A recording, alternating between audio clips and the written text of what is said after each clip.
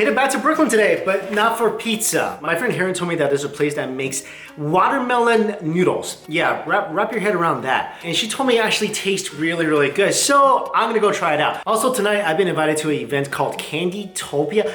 I don't know what it is. I just heard candy and I wanted to go. So I really don't know what today has in store in terms of whether the food's gonna taste good or whether there's candy in Candyland. But come on, let's go find out together. And I guess lucky for me, today is my favorite food weather day. Yeah, it's all rainy and stuff. It's comfy, you know?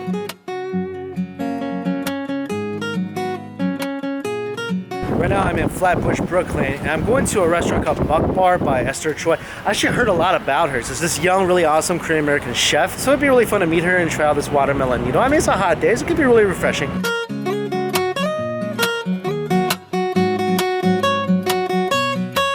I'm a little early, I'm already hungry, so I found this really cool cafe right next door, Ovenly, and I got Brooklyn Blackout Cupcake and a blueberry donut. I love pre-meal meals. Never had a blueberry donut. I'm just gonna take a bite. I think it's packed with blueberries. I'm really excited about this. You meaning yesterday?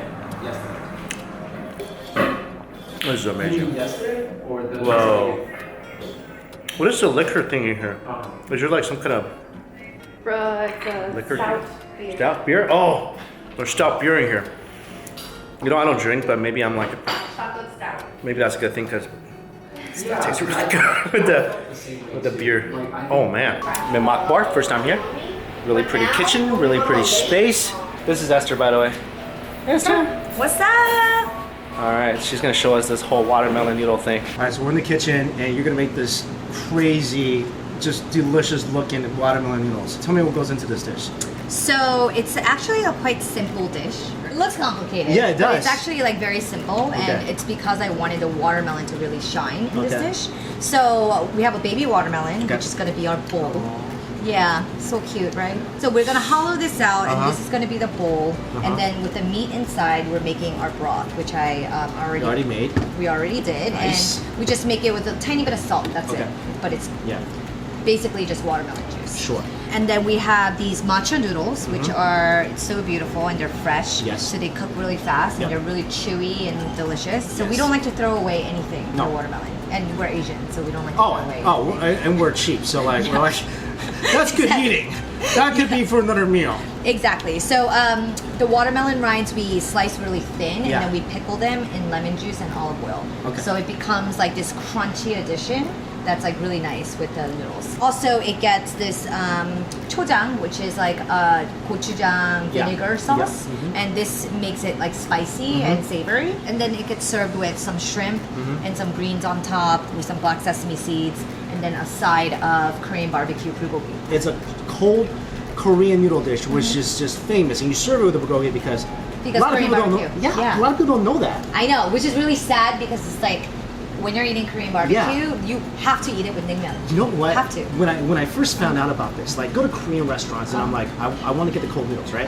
And then I'm like, I see people eating barbecue. I'm like, I also want the barbecue. I never knew until I went to Korea that it was a combo. I'm so glad you're serving that as well. Okay, so we're gonna start by hollowing out the watermelon first, and we're gonna cut off the head, basically. So it's like a little hat, you know? Sounds so torturous, but it's delicious. Hollow it out and then create a bowl for you. And the thing about this is that we don't like to hollow it out too much either. Right. It doesn't need to be like perfect, good. But it looks pretty. Yeah. So that's that. And then this gets pureed and blended with a little bit of salt. It turns into this. Yeah. Okay, so and then we're gonna cook the noodles next. Okay, perfect. Add it down here.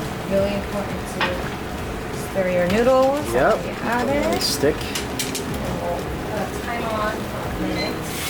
So this gets rinsed really, really well in cold water if you want it to be icy cold. And this goes straight in. Sweet. Put the green tea noodles. Beautiful. In there. And then we're gonna take our broth. Just pour it over. There we go. Like that, right? gonna top it with the chojang.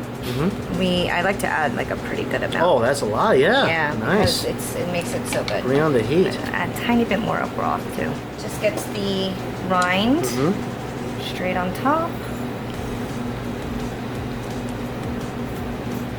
That. We'll do the shrimp.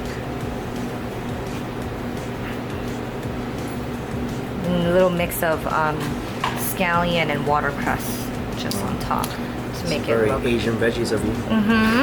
And then the black sesame seeds to mimic watermelon seeds. Gotta put the hat on. The hat. There it goes. Just get closed and then you can open it for a nice surprise. And then of course we gotta cook the bulgogi. Oh, sure. That's the most, that's Very me.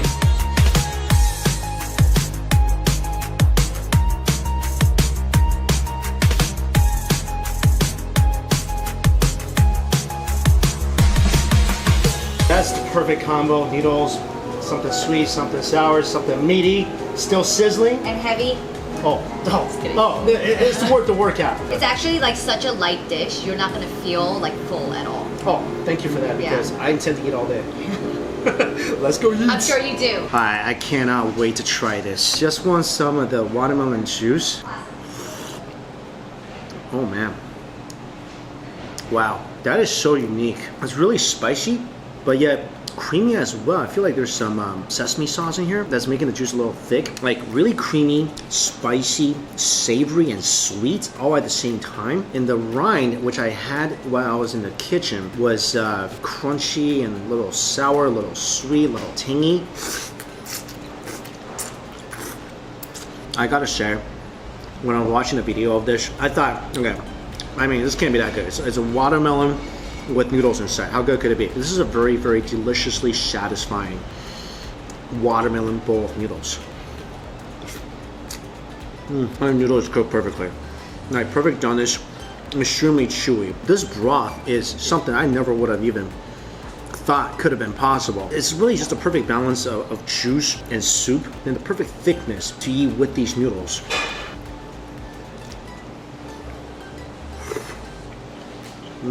The shrimp is sweet. I mean, it's just like a ton of different flavors in here. You got the sweetness from the watermelon juice, from the watermelon rind, from the shrimp. I want to scrape a little bit from the side here. Love the sweet element. Love the tangy element from the rind. Just adore the crunch from the watercress. The best way to describe this is it's just refreshingly satisfying. I mean, this is definitely one of the most unique noodle dishes I've ever had. And to serve it alongside some bulgogi. And in Korea, what I do as well is just eat the bulgogi with the noodles itself. Especially like eating Korean cold noodles and bulgogi during a meal, and someone dropped a watermelon on your head. Pretty perfect on a really hot day. I mean, kudos to Esther for coming up with this thing. I do feel like you gotta eat it with the bulgogi. Perfect meat in the middle between sweet and savory, light and hearty. That was incredibly refreshing. Like seriously.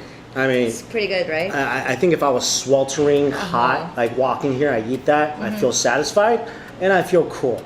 So how'd you come up with that? So the inspiration came from one of my chefs. When she was doing a tasting for me before I hired her, she made me, watermelon naengmyeon, which is, kind of quite popular in Korea. I was like, oh my gosh, I love this dish. Yeah. Definitely want to do something with this. When did you start cooking?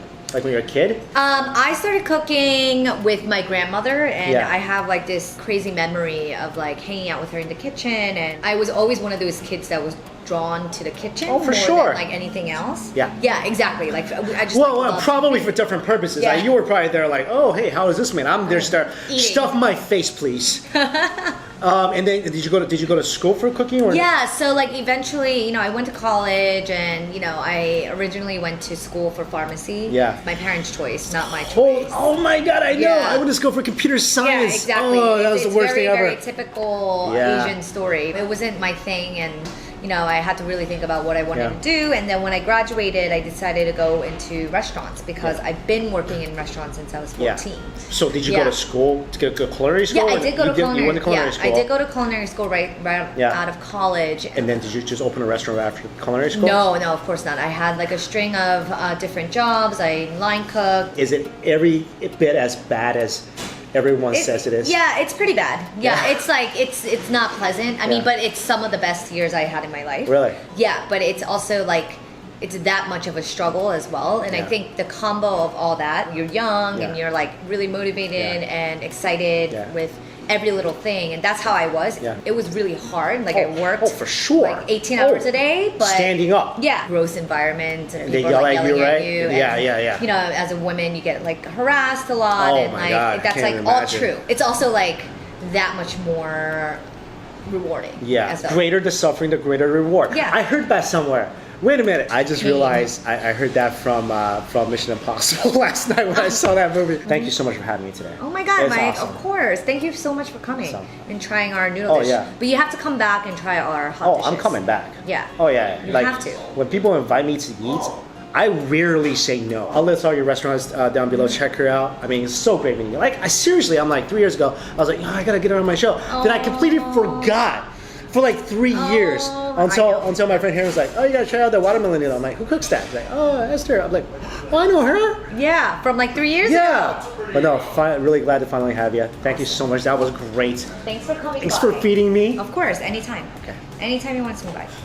She's great. She's great. Perfect. That was really fun experience eating watermelon noodles with Esther. Really delicious, really unique noodle. Perfect for the summer.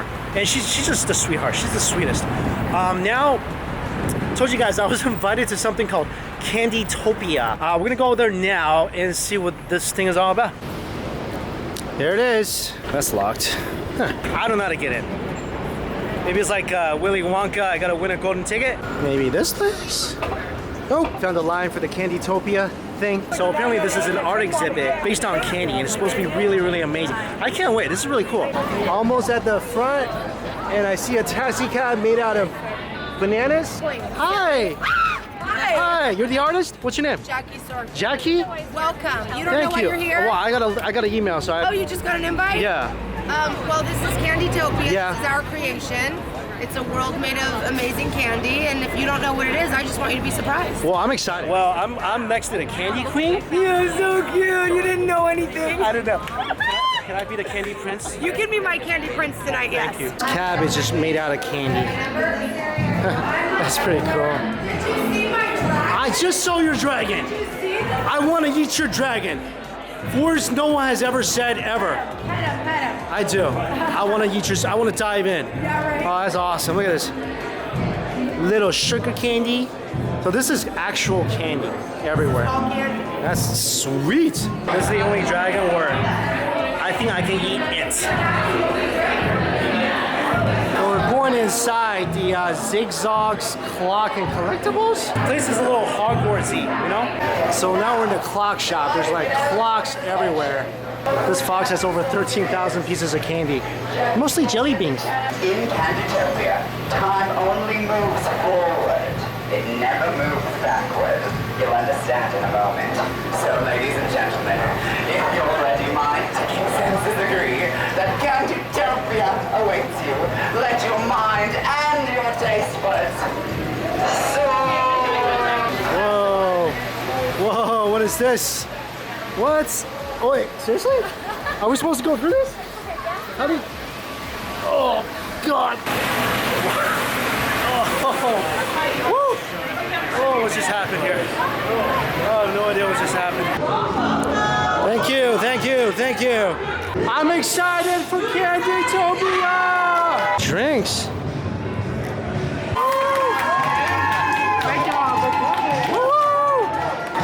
Candy hammock or something? There's a candy mushroom. Whoa. Lollipops.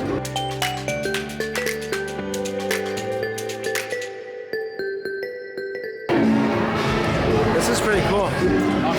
Yeah. Licorice. Are you screaming for more candy? I've never been so terrified and hungry at the same time. That is a giant pit of marshmallows. Holy cow.